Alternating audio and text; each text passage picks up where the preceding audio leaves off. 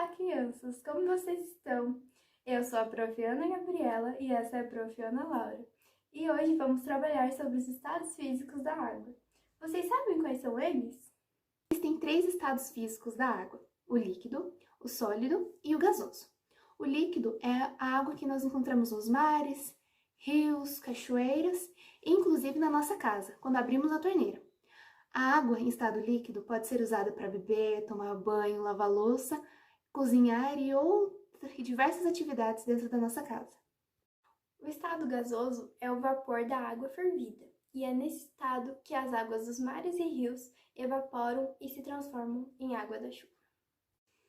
O estado sólido é o gelo, é a água que colocamos no congelador que usamos para refrescar o nosso suco. É encontrado também em geleiras e calotas polares. As mudanças dos estados físicos acontecem através de processos, e nós vamos explicar cada um deles.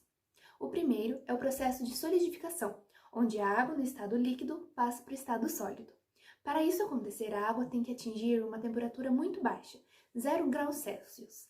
Aí acontece a formação do gelo.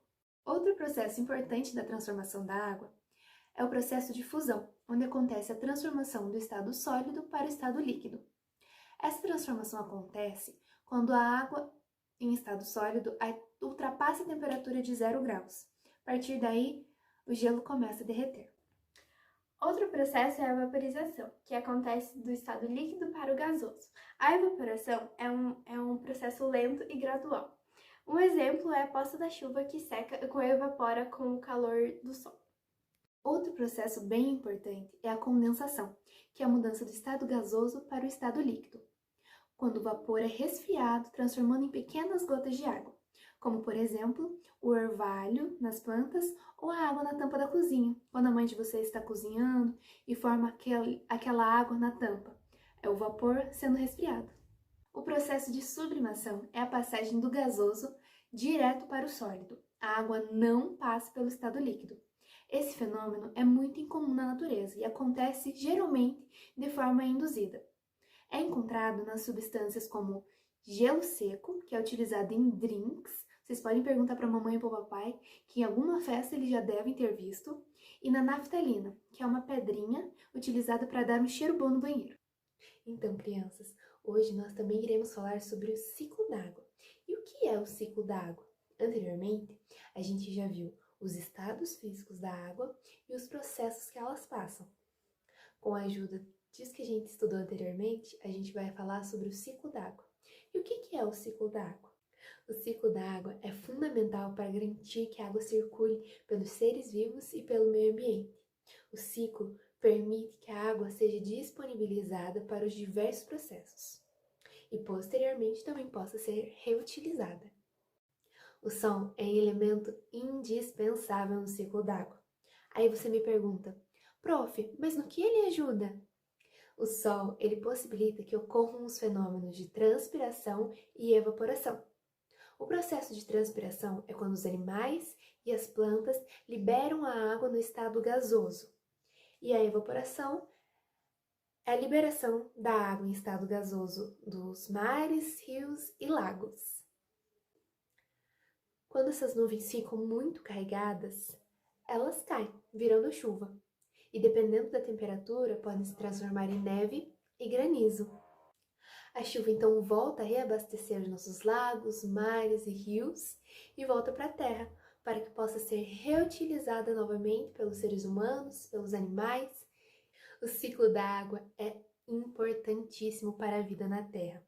Imaginem, crianças, se os seres humanos e os animais utilizassem cada vez mais a água e ela não voltasse ao meio. O que faríamos? Uma hora a água deixaria de existir e, consequentemente, nós também deixaríamos de existir, pois somos dependentes da água. A água é fundamental para a nossa existência e a existência de todos. E aí, crianças, vocês querem fazer algumas experiências com a água? Então chamem a mamãe e o papai e peçam ajuda sempre. Não façam sozinhos, sempre com a orientação de algum adulto. E vamos lá! Vocês vão precisar de um copo de vidro, uma forminha de plástico, aquelas forminhas bem baratinhas para fazer gelo, uma chaleira, um pírix, uma garrafa de refrigerante e água da torneira. Primeiro, vocês vão colocar água dentro das forminhas de plástico e levar ao congelador.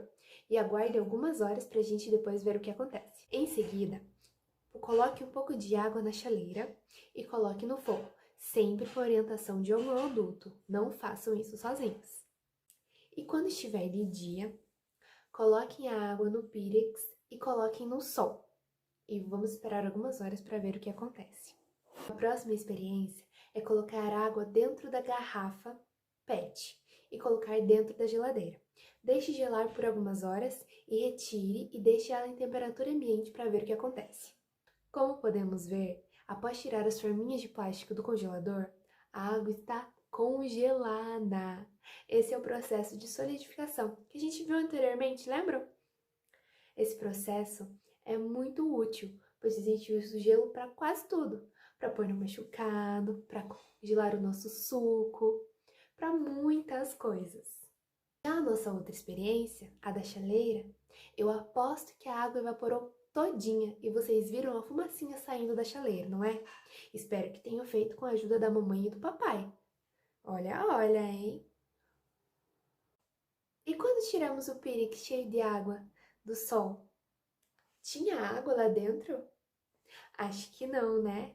Aconteceu o processo de evaporação, porque o sol esquenta a água e assim a água evapora, como a gente viu no ciclo da água.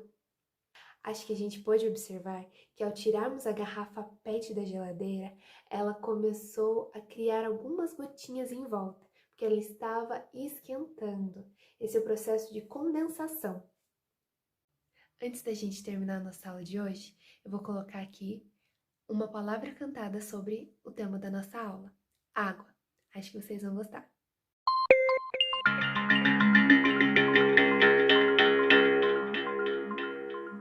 Água é uma gota de chuva, é uma gota de nuvem, é uma gota de água pra viver.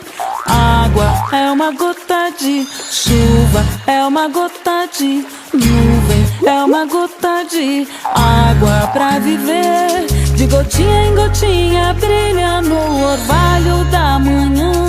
De gotinha em gotinha limpa o oceano de amanhã. Água é uma gota de chuva, é uma gota de nuvem, é uma gota de água pra viver. De gotinha em gotinha brilha no orvalho da manhã. De gotinha em gotinha limpa o oceano de amanhã. É pra cuidar, purificar. Água é uma gota de chuva, é uma gota de nuvem, é uma gota de água pra viver. Água é uma gota de chuva, é uma gota de nuvem, é uma gota de água pra viver. Era uma vez uma gotinha de água redondinha e bonitinha.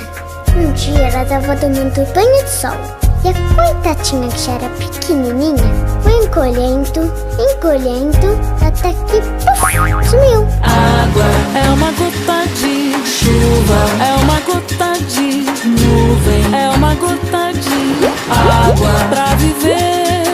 Água é uma gota de chuva, é uma gota de nuvem, é uma gota de água pra viver. Água é uma gota de chuva, é uma gota de nuvem, é uma gota de vida pra viver.